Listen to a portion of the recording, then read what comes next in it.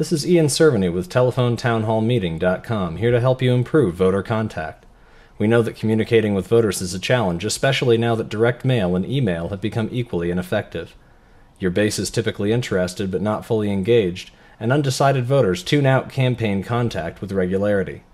That's why we focus our political marketing on reaching active voters with direct, meaningful dialogue. By using telephone town hall meetings, you engage active opinion shapers in the community via live Q&A. Using the polling feature, you can identify supporters that want to volunteer, receive a yard sign, or make a donation. Better yet, because your audience is comfortable at home, even the more passive audience members are likely to stay on the phone long enough to vote on issue preference polls as you relay your campaign's core message.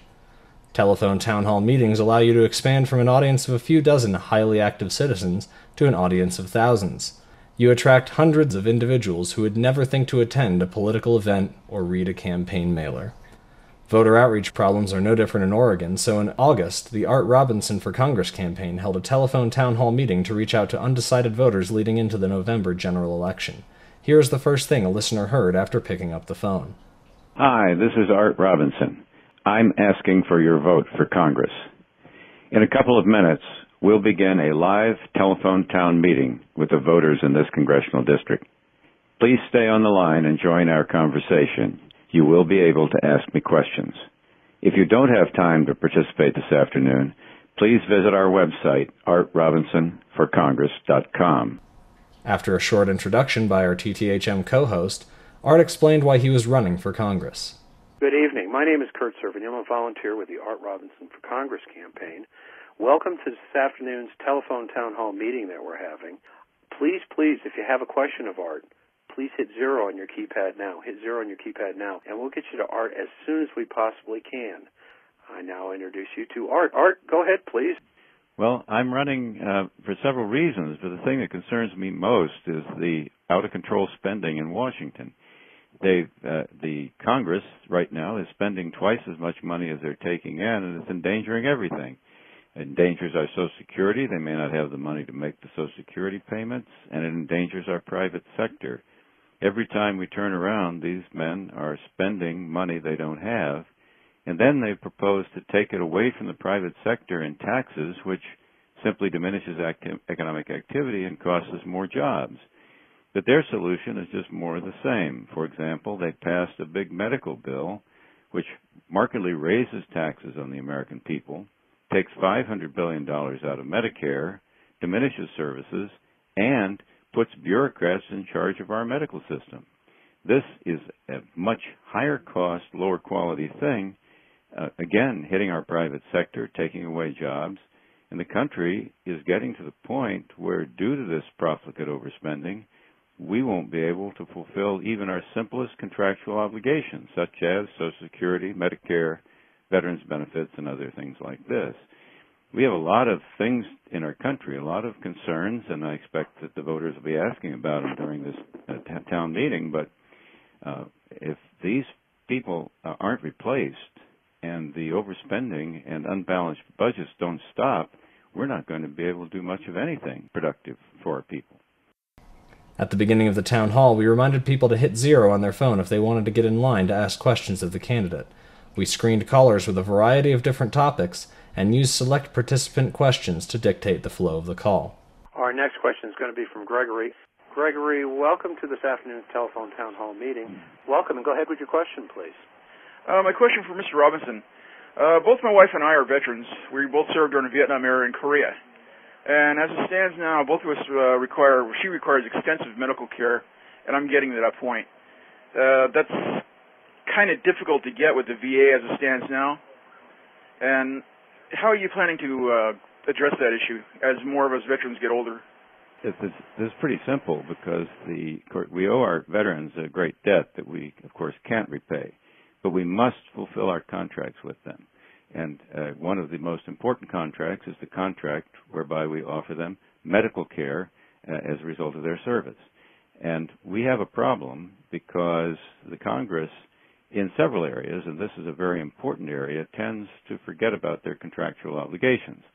They run the VA hospitals, but they don't give them sufficient resources, And sometimes they don't look at them carefully enough to see that they're using the resources they have as efficiently as possible. That's a contract. Every veteran must receive all of the medical care and other benefits that he has been promised, and the only way to do that is to appropriate the funds and make sure the people who do the job do it properly. I understand that it's not being done properly today. This is simply breach of contract, and the first money that comes into the government must go for these contracts. They consist primarily of Social Security, Medicare, veterans benefits, and in our county it's also the ONC contract. So this is a contract. The first money that comes in the door in Congress should be used for this purpose and the other contractual obligations, and no other money should be spent on other matters until these contracts are fulfilled.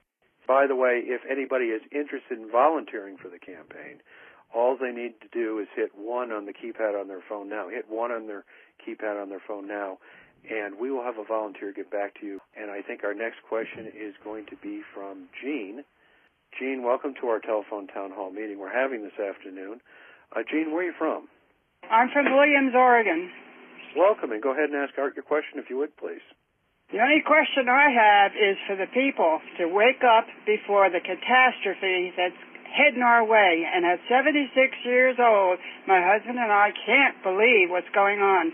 Thank you, and I thank God for somebody like you running. Well, thank you for your compliment and for your encouragement. What she means is simple. Our government has placed taxation, regulation, and other impediments on the backs of the American people to the point where our economy is weakening, and neither our private economy nor the public sector is able to do its work. And we do have not much time to fix this because the country is almost bankrupt, and that means us, because the U.S. Congress has borrowed tens of trillions of dollars, and we are the collateral. And this is not a good thing, and we need to solve these problems immediately, hopefully in this election. We're going to take Sam next. Sam, welcome to our telephone town hall meeting we're having this afternoon. Sam, where are you from? Eugene. Welcome, and go ahead with Art if you would, please. Thank you, Art, for taking my call. I wish to preface my question by saying that I was adamantly opposed to the passage of the health care bill that Congress passed Christmas Eve at midnight. And it is my understanding from the legislation that was passed and promoted, by the way, by your opponent, Mr. DeFazio, that employers will be able to take a 9% penalty in lieu of continuing medical care coverage that their retirees and employees are currently receiving. Of course, they did this 4 years down the road so that everybody that voted for the thing has been forgotten. I would like to know, my question is, what can you do as a representative to turn this around so that the folks that were told for these 40, 50 years they were in the workplace that their health care system would be provided by the employers they were working for, and the government would oversee that process in lieu of paying a 9% penalty and dropping you off the rolls, which would bankrupt me, by the way. Yes, and it's going to bankrupt a lot of other Americans, too. They're not all in your situation, but they have a similar problem of paying for their medical care, and now the government is going to demand that they do certain things, which will cost them huge amounts of money, and they're going to lose their jobs, a lot of them, because this bill places vast other penalties on the private sector and takes away jobs. That medical care bill is just an atrocity. 2,000 pages of small print that does all kinds of things to the American people, but in particular takes away the entire medical system that exists today and replaces it with government bureaucracy. And, as you're quite right, they disassemble all of the systems we have now. For example, they took $500 billion out of our Medicare system. And unabashedly, they tell the people this will provide more medical care, which is just nonsense.